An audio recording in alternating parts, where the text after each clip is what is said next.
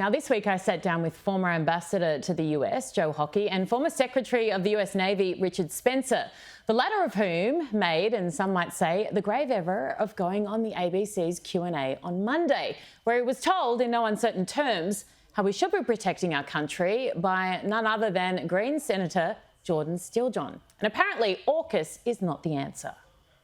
We've entered the comedy section of the evening. I would like to go back to the question and ask Jordan how he sustains your national security. Diplomacy, Richard. Well, you decided... No, hang on. No.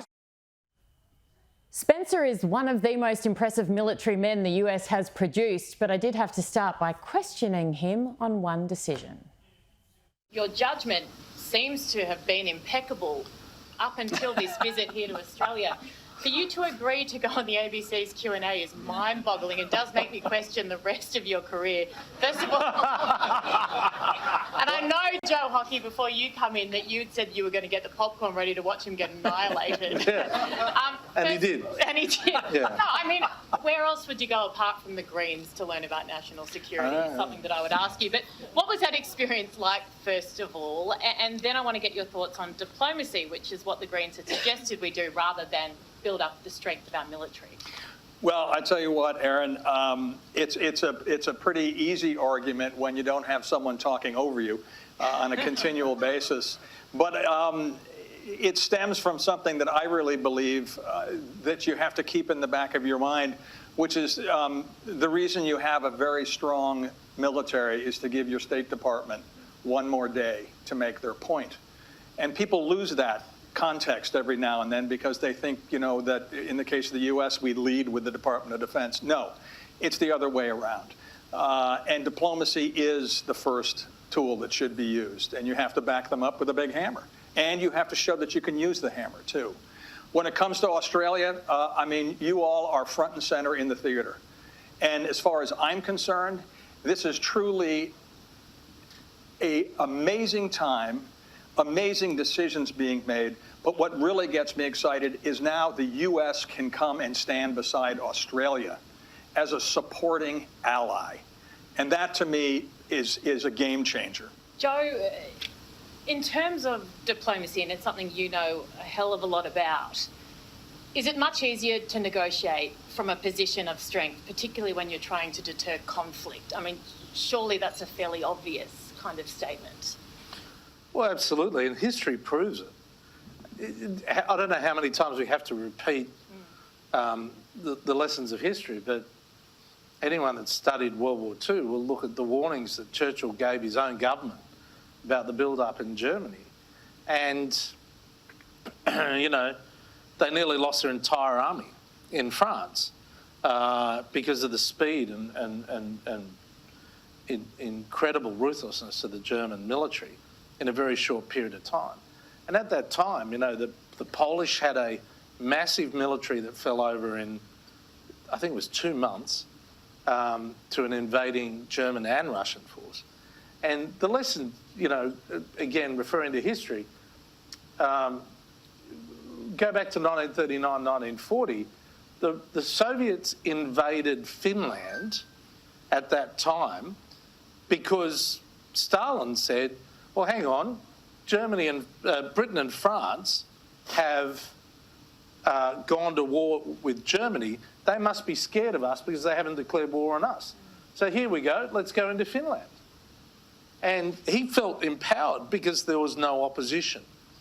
And of course, that was an incredibly bloody battle.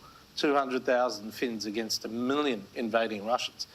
And the lessons are exactly the same as Ukraine today. So why did he go into Ukraine?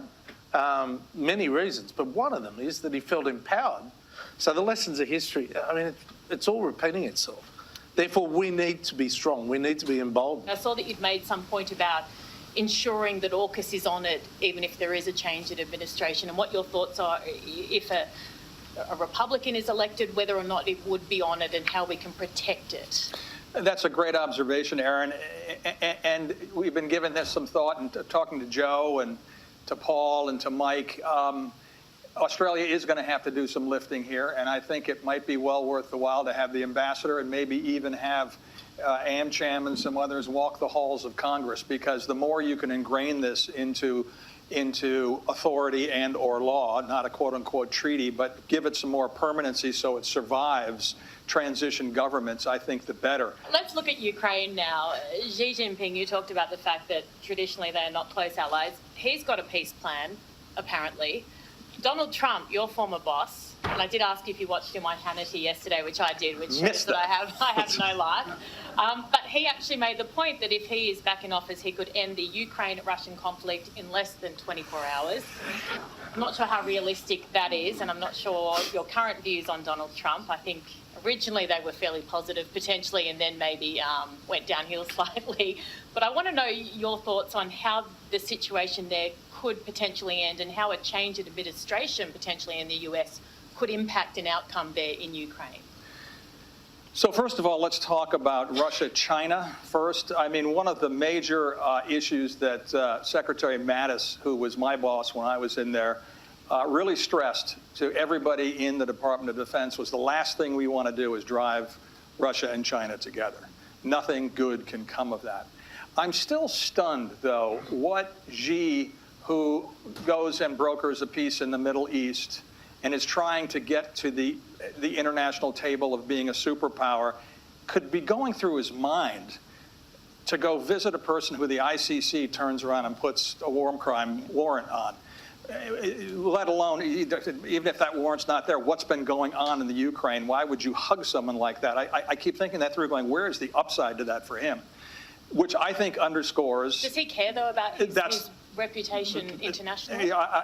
That could be my fault for thinking that someone who wants to be a world leader does care about what other people think. This underscores the fact that you can put that in the doubt category.